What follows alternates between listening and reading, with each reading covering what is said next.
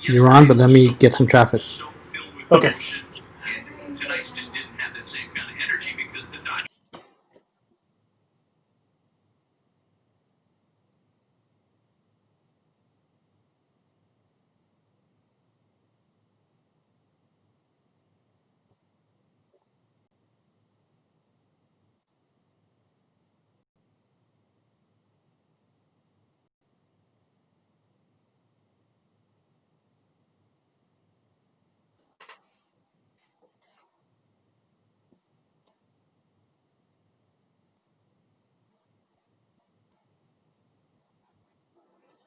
I like how you did the by Diego there.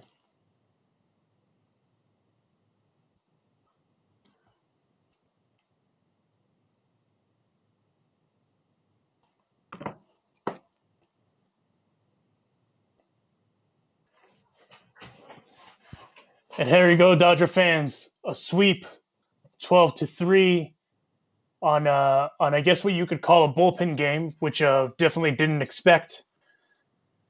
Great game by Julio Urias, who went out and effectively had a start.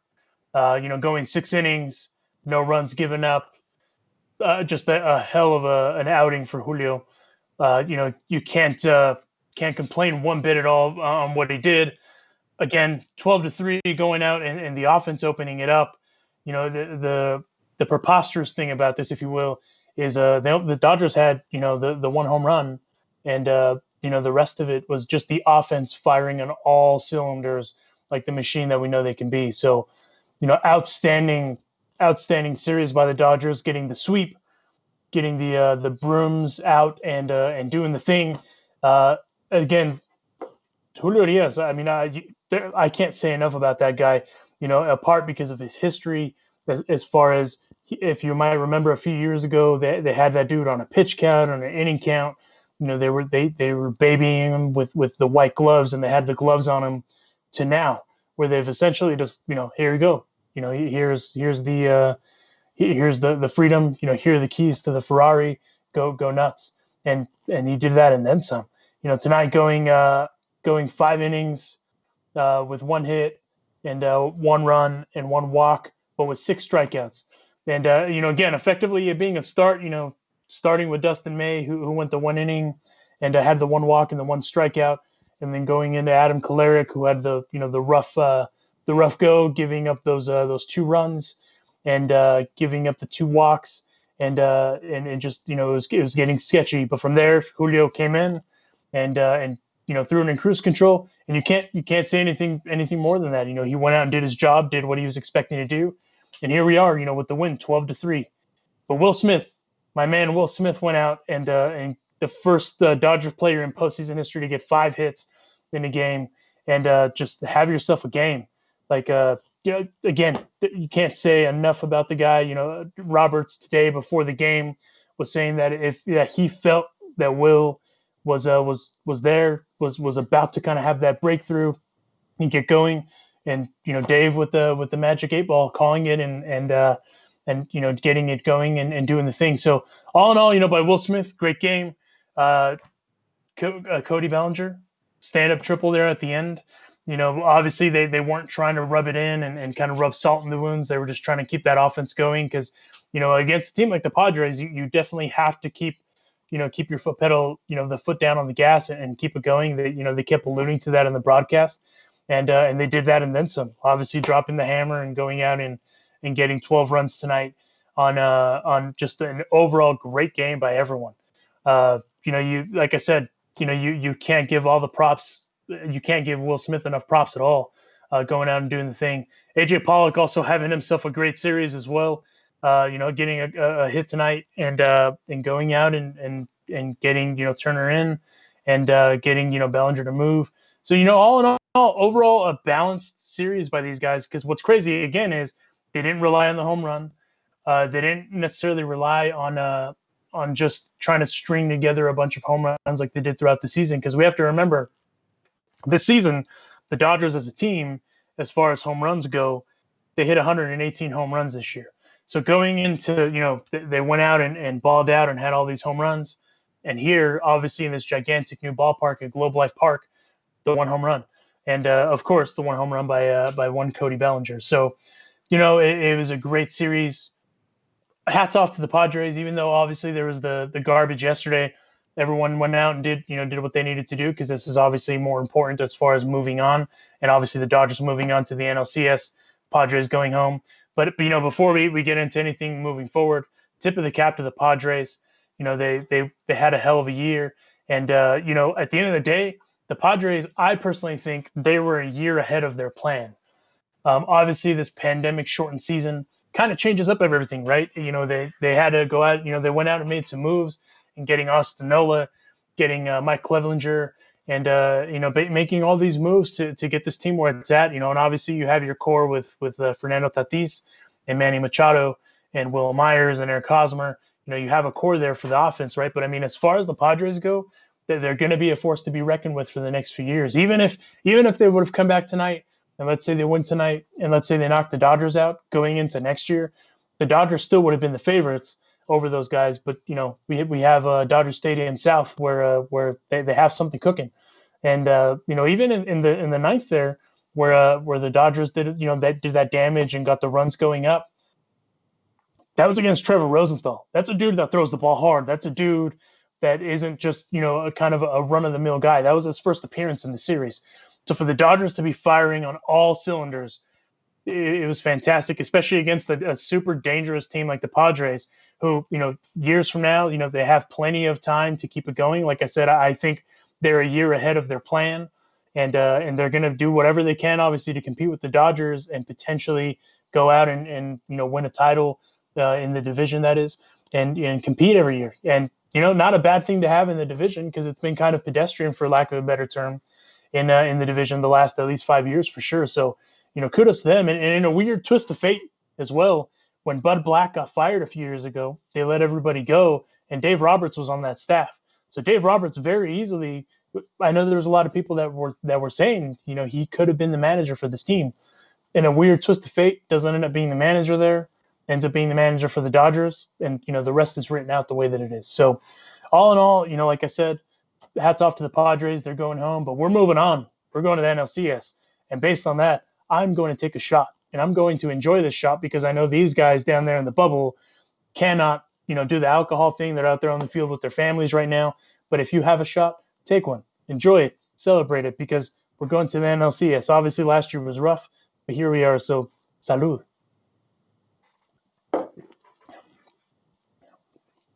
Thank you, Crown Royal, for providing some fine Canadian blended whiskey. But moving on, as far as tonight goes, obviously everyone's going to celebrate. We're going to, obviously celebrate Julio Urias, because that dude went out and balled out. He balled out, and now he makes it a little tricky as far as what the rotation potentially looks like going into the series against the Braves. Because the Braves, the Padres are good, but the Braves, the Bravos, they have their own weapons, right? So going into this next series, obviously there's questions, at the closer position. Obviously there's a lot of questions going in with Kenley rather. Gentleman, legend, been with the Dodgers organization for 16 years. He's paid his dues, he's done the thing. But as far as that goes, the Braves themselves, they're a dangerous team. Dangerous team. You can't sleep on them. And it's going to be interesting too, because we're going into this, as far as this bubble is concerned, no one's sleeping in their own bed. Everyone's going to be in this bubble. As far as, you have 4 days of rest. I don't know how they're going to do the thing with in between, the days where they normally go and work out at the ballpark. It's going to be super interesting to see, because it's everyone's kind of going into this a little differently now because of the pandemic. So that is going to be something to see. Both of these teams have not lost in the postseason, the Braves and the Dodgers, that is. And both offenses are rolling. They're both hitting, and they're both getting runs. They're both manufacturing runs. So it's going to be interesting to see if that plays a factor going into Monday. But in the meantime, tonight, this Dodgers team, obviously, their objective, and you could tell in the celebration when the game ended there, their objective is for sure the World Series. There's only one thing on the mind, and it's getting to the World Series. So that's why, the celebration isn't crazy as far as it would be in other years, because everyone knows what the objective is. But these Dodgers, they grinded it out. They had great at bats all series long against these Padres. And again, even though they had their injuries with Lamet and with Clev, going into the series, and who knows if those two dudes are healthy, this could have been a totally different series. But at the end of the day, they were able to contain for the most part the murderer's row, if you will, of the Padres to get to this point where now we're talking about the NLCS, and looking forward to the NLCS. Like I mentioned a minute ago, the Julio factor now, it makes it super interesting to go into the next round, because at the end of the day, like someone commented on YouTube, they got four more against the team that they haven't played this year, four more against the team that has a perennial MVP every year in Freddie Freeman.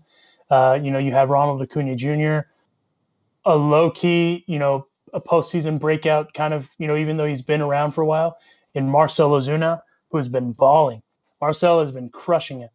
So the Dodgers aren't just going to go into the series just kind of, expecting it to be easy. It's going to be a difficult series, but matchup, team wise, I think they can bang with them. I think they can compete with them. But most importantly, I think they can beat them, because of the thing that the Dodgers are riding on, that they're going to continue to ride on, and it showed tonight, is their depth. Even with Dustin May going out and doing the one inning, which obviously they planned in advance. It sounds like they were trying to kind of keep him fresh going into tomorrow, just in case. They still were able to kind of overcome that, even with that jam with Kolarek, and now we're here, right? So all in all, great series, great way to go into the NLCS.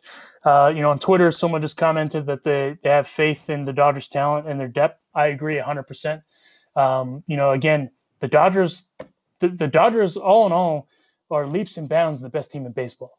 And again, that's not even being said as a fan or as obviously what this page is, but it's they're leaps and bounds the deepest and the best team in baseball. Even with the Kenley situation, they're going to try to figure out a way as a workaround going into the ninth. Excuse me. And as far as the Braves go, the Braves themselves. One interesting thing as I was looking at stuff, because again, the Dodgers didn't play the Braves this year. It's again that weird caveat of it being that pandemic year. The Braves starters in the 3 games against the Marlins went an average of about 5 1/3 innings. The Dodgers, if they're going to grind it out against these guys, which they will, they're gonna feel it out the first couple innings, the first go through of the lineup. You're gonna force them to kind of go deep into their repertoire, especially with the likes of Kyle Wright and Ian Anderson and Max Fried. That's probably their 3 guys they're going to go with. They're going to grind it out. Because the Marlins are a good team. They're again similar to the Padres. They're a year ahead of their plan more than likely as well. They're a move or two away, whereas the Padres are a starting pitcher away from kind of being where they want to be.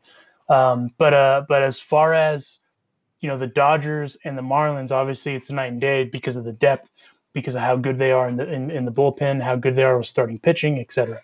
So kind of looking ahead to that series with the Braves, where one thing that's interesting to see with the Braves themselves as a team, their batting average overall, is 268. So they're a pretty good hitting team. They're not a pedestrian team, but the thing that's kind of low key scary about the Braves is their bullpen. Mark Melancon, you haven't heard that name in a while, especially this year, because the Dodgers and the Braves didn't play each other. Mark Melancon's a bad man. He's not just some pushover that is just washed up and old now. He's still out there doing the thing. But you also have old foes that we haven't seen in a while, as far as Charlie Culberson, Travis d'Arnaud. These are guys that we haven't seen in a while that we all are obviously familiar with. Charlie Culberson with that big home run the last day of the season a while back. It's going to be a fun series, because the Braves, they're a fun team. And if you're the type of person that doesn't like people that pimp home runs, you're for sure not going to like the Atlanta Braves if they hit any home runs, because the Braves for sure pimp and they love to have fun. But I'm okay with that because, again, they understand it goes both ways. Whereas, we ran into the issues yesterday. So it's going to be a fun series. I honestly think it's going to be. I don't think it'll necessarily be stressful per se, but I definitely think there's going to be a lot of offense, a lot of manufactured runs. The Dodgers are going to grind out those at bats, and there's no doubt in my mind that not only they can get the 4, but I think that they can win in 6. Um, and and as far as overall goes, this works out as best case scenario for the Dodgers as well, because Walker Buehler gets those extra days of rest for that blister, and that's ultimately where it comes in huge for the Dodgers, just because Clayton's going to be Clayton. I think obviously you have your third day starter, which at this point I don't see how it's not Julio, especially after what happened tonight, how he went out, dropped the hammer, did the thing, had amazing movement on his ball, was going out and doing the thing. He was crushing it. There's no doubt in my mind now that he's the third guy, and it's kind of a coin flip between Tony and Dustin. I'm kind of surprised. I'm kind of surprised that they didn't use Tony at all. They didn't use him in relief, especially with his ERA against these Padres at 0.77. He's not some just pedestrian guy. I'm totally surprised they didn't use him. But going into the series is the perfect time to use him because A, the Braves haven't seen him. They haven't seen anyone this year, and B, they're going to go out and this is an entirely different lineup than what the Braves saw last year. Likewise, the Braves lineup for the most part, it's they have their core, but there's a couple changes here and there that the Dodgers also haven't seen. So it's going to be interesting to see how they go out and kind of formulate these lineups. Because again, the postseason is all about chess. People always talk about these pitching changes and stuff, and that's expected, especially in the postseason. The Padres, obviously, they were forced to do more changes than most teams do, in part because of the injuries. But all in all, it's a game of chess, and it's a constant game of chess, right? And Dave Roberts in the front office, a lot of people always gave Dave, garbage about, hey, why are you using this guy in the situation? Why are you doing that? Tonight was proof that it is in fact a collaborative effort. If you don't believe it, they've been outright with it, that it's a collaborative effort with the guys upstairs, the Freedmans of the world and their staff. And that's why Dustin went to 1 inning. So that's going to be a huge factor going into this series as well, because again, the Dodgers didn't play the Braves this year. They didn't see them. They didn't play them. So it's going to be interesting to see how they go out and kind of do the matchups as far as that goes, right? But, for focusing on tonight, they don't give out NLDS MVPs. They and I don't know why. They talked about that a little bit in the broadcast. But for me, if anyone is the MVP of the series, it's Cody Bellinger. There's no doubt. That dude had, the catch of the year. And, he also went out and was able to get some offense going, get it going, which is fantastic going into this next series, which is what Cody needed. Cody needed, like I said last night, Cody's the type of guy that he definitely needs to know and remind himself that it's not any of the mechanics. It's not any of that stuff. It's more, I know I'm good, and I have to remember that I'm good, and that's why I'm at this level. And he for sure did that. He did it this series. He's doing a great job as far as making adjustments. I mean, look at that stand-up triple that he had. That stand-up triple that he had, he slows down rounding first, and then when he sees how deep the ball goes, he turned the jets on, and he had the stand-up triple. That's a dude that can do that every day, right? And that's a dude that, for me, is the MVP of this series going into the NLCS. And again, if Cody doesn't make that catch, this series could be a totally different series too, because that would have been a 2-run bomb by Tatis. So, all the momentum in the world, in my opinion, at that moment is when it shifted 100% the Dodgers' way. And at that point, to me, it was the Dodgers series to lose at that point. So it's kind of that, that climactic point where we're in the movie where you kind of work towards the end. That for me was kind of the beginning of the end for the Padres as far as that goes. So, again, congratulations to the Dodgers moving on to the NLCS, sending the Padres home. And again, tip of the cap to the Padres. They put up a fight, and obviously tonight didn't go their way by a long shot. But the Dodgers are just that good. The Padres aren't just some pedestrian team that they were just going to walk through. They're not a sub 500, a team that's just kind of, they got in here by a fluke. No, they're legit. They're real. They're one move away from being able to potentially compete with the Dodgers going into next year. I definitely think they're a starter away from being what they want to be, and if they do that, that's going to be a hell of a rivalry, for the next couple of years.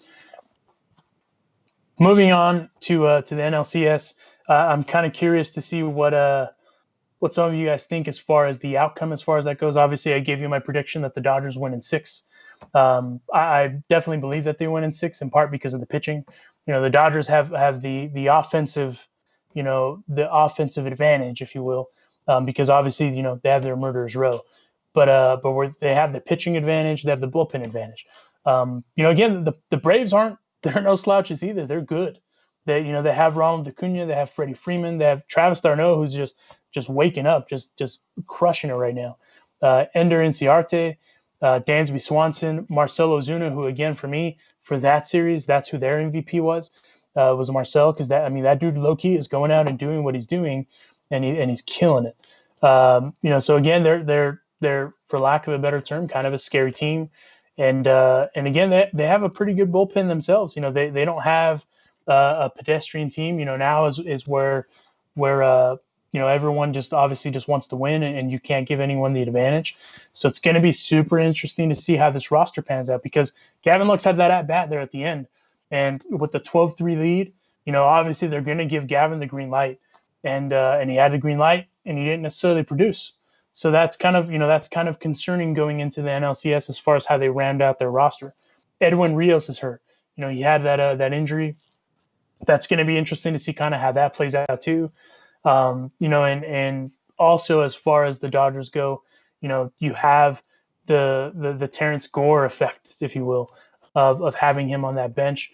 Kike Hernandez had a, defensively he had a great series, but offensively he wasn't necessarily there either. Jock Peterson stood up and he capitalized on that opportunity to go out and just show everyone like, hey, I'm still here. And he's in a walk year. That's one thing that a lot of people forget. Jock is in a walk year. Kike is in a walk year. So it's one of those things where not only do they have the motivation to win, but for next year, they're playing for a job. Could it be with the Dodgers? Could it be elsewhere? Who knows? Obviously there was the stuff with Jock at the beginning of the year, and now we're here. But it's going to be interesting to kind of see those storylines, to see how they pan out on top of the Kenley effect. I'm super curious to see what their thinking is as far as Kenley goes. And the reason I'm not going to necessarily make a prediction, my prediction for tonight was that Tony was going to pitch. I couldn't have been more wrong, in part because he didn't even make an appearance in the series, right? Now, what do you do with Kenley? Do you, in my opinion, something that I'd kind of thought about since last night to now is, do you give a guy like a Victor Gonzalez an opportunity? I think you should, do you give a guy like a Jake McGee or a Blake Trinan the opportunity to close out right there? Maybe. It's one of those things where it's going to be kind of a weird slippery slope as they go into it, because they're not doing this in spring training. They're not doing this in the regular season. They're doing this in the postseason on the fly, going into the NLCS. And obviously they're going to rely on their depth. Obviously they're going to focus on that depth and figure out what's best for the scenario, right? But as far as what they're going to do in that situation, for me, give a guy like Victor Gonzalez an opportunity. That dude he's been throwing the ball better, just as good as everyone else in that bullpen. Why not give him a chance? Obviously there's the Brusdar Graterol. I think right now he's better as a setup man instead of a closer. But given the circumstances, the Braves haven't seen him, so you have an advantage there. Same with Victor. The Braves haven't seen him. The Braves haven't seen Blake Trinan either. They've seen Jake McGee last year. So it's gonna be interesting to kind of see what they decide to do in that ninth inning when it comes around, because I definitely think these games with the Braves are going to be closer than tonight. But it's going to be a hard series. It's going to be a difficult series. Definitely they can't look past it. Obviously tonight they're going to celebrate, and it's going to be a great celebration, I'm sure, with those guys, because they have their families there. They're doing the thing. Also, the other thing that's going to be interesting for the NLCS, there's going to be fans there. So this will be the first time since spring training that these guys are going to play in front of fans. I think it was like 11,500 or something like that. So it's going to be interesting to see what effect that has with and Dodgers fans being there. And if you're going to any of those games, if you bought tickets, tweet at us or saying something in comments because I'm kind of curious to see how many Dodger fans are actually going to be there that are from that are actual Dodger fans. Because if I lived in Texas, I'd buy tickets if I'm honest with you, just because I'm kind of having that FOMO of not being able to go to a live sporting event. But it would, it's going to be interesting to see what factor that plays into it. Because if you think about it, this year with how good the Padres were, I don't necessarily think it just would have been full when Dodgers, came to town. They would have had a rocking ballpark all year with how good they were. So, it's going to be interesting to see how that plays a factor into it. And then also because the Braves have not played a Globe Life this year. So obviously the Dodgers, as Dodgers Beat has tweeted out earlier before the series started, they have a huge advantage on the Braves as far as that goes going into game one for sure, where they have played in this ballpark, now a total of 6 times to be able to have a feel for it, a feel for the mound. Obviously we know that place plays super deep because there was just the one home run by the Dodgers all series long. So it's going to be super interesting as far as how it goes because the Braves themselves, the Braves are a good team. They're not a pedestrian team, and they're no pushovers or anything like that. So it's going to be a fun series. It's going to be a great series, I think. Someone said that they don't think that the Braves are better than the Padres. I think they are because I think they have a better bullpen and their starters for the most part. It's kind of with the Padres. It's one of these, as far as kind of flip a coin and see whose rotation is better. If Clev and Lament are healthy, obviously I don't think the Braves can bang with them. But I'm talking right now, going into the postseason. That's what matters. As far as everyone getting to this point, that's 100% what matters is getting to the postseason and how you perform in the postseason, right? And so for me, it's kind of the rotation as far as that goes. It's kind of a coin flip right now. Bullpen, I think the Braves bullpen is better. The offense, as far as the Braves go, also kind of a coin flip because you have your Freddie Freeman, you have your Ronald Acuna, you have your Dansby Swanson, you have your Ozzy Albies, and Ozzy Albies is one of the better second basemen in the game. I mean, that dude showed it as far as his athleticism goes in this series with the crazy preposterous catches that he had. So it's going to be fun. And then you also have the veterans in there. Pablo Sandoval's on that roster. Pablo Sandoval's on the team. You have Tyler Flowers out there. Tyler Flowers is one of the better backstops that we've seen in a while. He's kind of like Jeff Mathis, where he doesn't get the props that he deserves, and he goes out there and he frames great, and that's the dude that's kind of running the show there with that rotation and that bullpen, and then you go into that bullpen. That bullpen's going to be fun to watch to pitch against the Dodgers because they've been throwing great. I'm super stoked to see Mark Melancon pitch against this Dodgers lineup, and it's going to be fun to see that. It's going to be a fun series, and I think it's going to be kind of like your more, shall we say, like your more traditional like postseason game. And during this time, this super weird time, that's kind of what we need. And it's kind of the challenge that the Dodgers need going into the, if they can advance to the World Series, because whoever they get on that end of it too, not looking too far ahead, because obviously you have to focus on the task at hand. But if you get to the World Series, you have the potential of facing 3 really good teams, one of 3 really good offensive teams that, the Rays for me is who I think is going to end up in the World Series. But, they're all just as good too, right? So, but again, looking forward to this NLCS. I think it's gonna take 6 games for the Dodgers to pull out the 4, and to really be able to bang with the Braves. A Braves team that is low key, kind of under the radar. Not necessarily getting the props that they deserve, if you will, because obviously the Dodgers went out and did what they did. The Padres did what they did, and they kind of took all the the limelight from them. But if you think that if you definitely think that the prediction as far as the 6 games goes is wrong, by all means, tweet it, throw it in the comments. I'm kind of curious to see your predictions as well, as far as what you guys think is going to happen. And something that I would like to see is who you guys thought was the NLDS MVP for this series. Obviously, again, they don't give a formal award or anything like that, in the series or in the wild card series. But for me, the NLDS MVP is Cody Bellinger. I'm super happy to see him going out and kind of hitting on all cylinders. Doing the thing as far as all that goes. It very easily could have also been Mookie. It very easily could have also been Corey Seager. It could have even been AJ Pollock. And that's an embarrassment of riches to be able to say, hey, we have 3 guys that definitely could have gone out and been the MVP of this series. And that's fantastic going into this series, but especially, enjoying the feat of beating this Padres team, because this Padres team is good and they're going to be good for a long time. They're going to be knocking on that door for, the next at least 5-ish years, because, with arbitration, Tatis is going to get paid eventually if he stays on this trajectory. So at least the next 5 years for sure.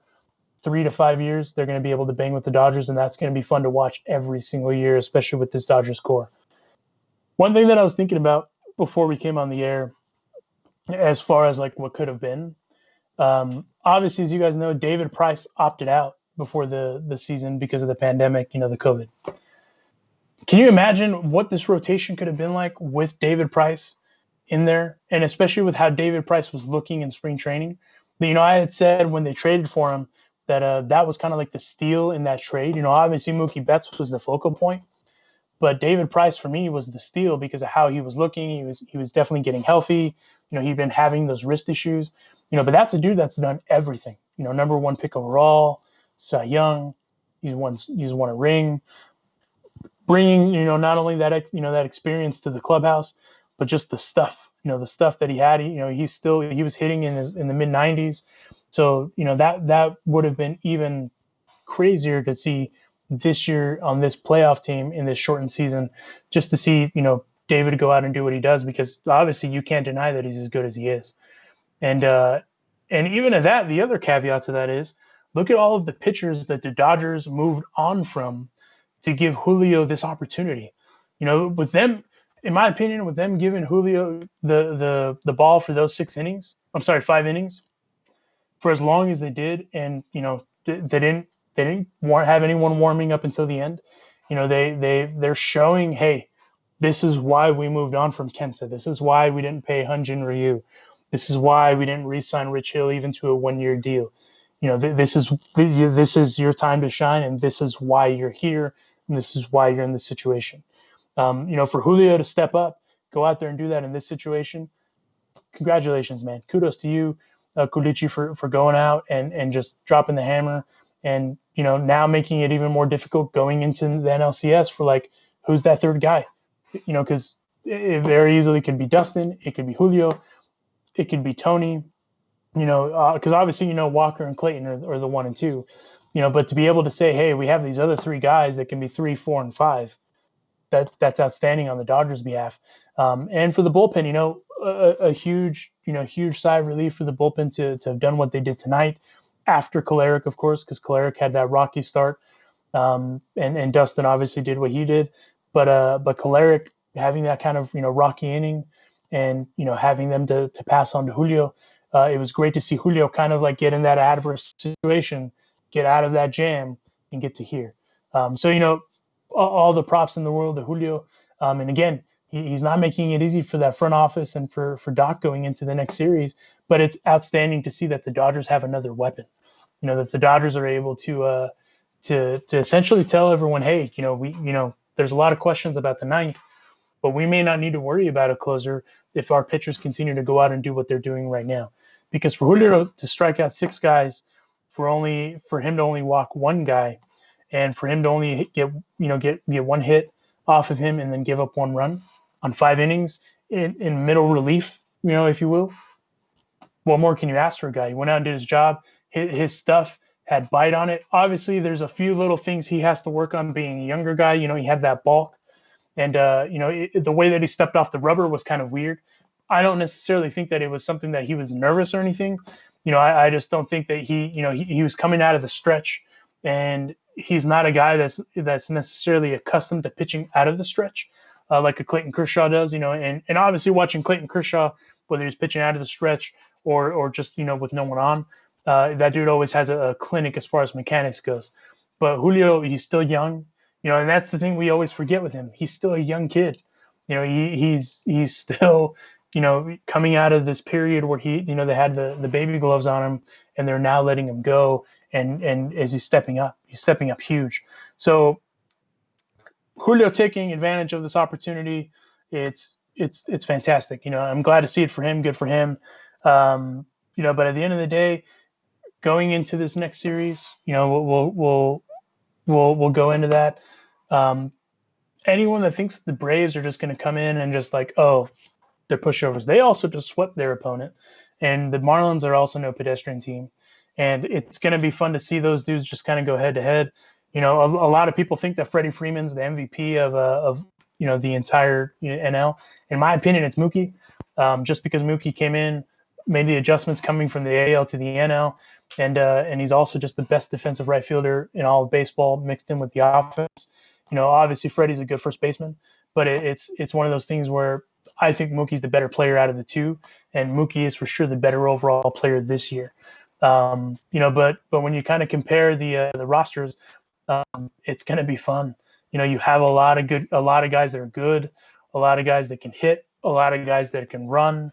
I can't remember who it was. Someone had said this year that Dansby Swanson was the best shortstop in all of baseball. And it's like, that's tight. Like, did you forget about Corey Seager? Like, that dude, when he's healthy, when he's on, is leaps and bounds the best shortstop in all of baseball. And I know there's going to be a lot of people that are going to come at me with whatever. That's fine. But you're not going to find another guy that can hit like Corey at that position right now, and that can field like Corey. Even coming through those injuries that he's kind of overcome to get to this point. We forget that he had Tommy John and that hip rotator cuff surgery. Those aren't easy things to come from, but to also go out and did what he did this year, and to see him do what he did in the postseason up to this point, all the props in the world to that guy. I'm expecting a big series from Cody again. Now that he's kind of turned the corner a little bit on the slow start. JT tonight coming out and getting the hit that he got. I'm expecting a great series from him too. It's gonna be fun. There's just no other way to put it. It's gonna be a super fun series, and most importantly, the Dodgers have advanced to the NLCS and have sent the Padres home. And if you notice on my right side, left side, sorry, I can't tell on which one. Our fantastic graphics department put together a By Diego logo gimmick there that I hope turns into a giant sticker, because I would like to put that giant sticker somewhere. As far as them waving adios to the San Diego Padres, it couldn't have gone any better tonight as far as that goes, especially considering how stressful last night was. Obviously tonight kind of went as good as it could have gone, even though they had the rocky start with Kolarek. But all in all, super stoked that the Dodgers have advanced. Can't complain. The next task at hand is that. But also, let's not forget, there's 2 titles in play right now in Los Angeles. The Lakers could clinch the finals tomorrow. So nothing but the best to LeBron and company. Hopefully they can clinch to get a 17. And then hopefully a couple weeks after that, the Dodgers can clinch and get us another title. So that way we can have two titles in LA in the same year. What more could we want? And again, we appreciate you guys joining us for these last 5 now, 5 after the game shows here on the Dodgers beat. Wherever you're watching, whether it's Twitter, the old YouTube, whatever the case may be, we seriously appreciate it. Again, we're kind of working through the kinks and trying to get it all together and getting it going, so we give you guys a quality post game show. So again, we appreciate the interaction. We appreciate you guys just giving us any feedback you might have sent. Again, We seriously appreciate it. And again, congratulations to the Los Angeles Dodgers, your Los Angeles Dodgers. We will see you on Monday. We'll probably do a preview show once we know the rosters and probables for Monday, so we can kind of go over that. So be that as it may, if you have any questions about the going into the series after you celebrate hard tonight, please send them to us. You can DM me, follow me on my Twitter at the Bean818. Follow obviously at Dodgers Beat, and shoot the Dodgers Beat your questions. Shoot myself the questions. Tweet me whatever you want. If you want to talk trash, we can talk trash. I mean, we don't have anything to do for the next few days, so might as well. But by the way, thank you for coming on. Hopefully you had a shot with me, and we will see you on Monday. In the meantime, stay safe, wash your hands, wear your mask, and we will see you on Monday. Until then, have a good night.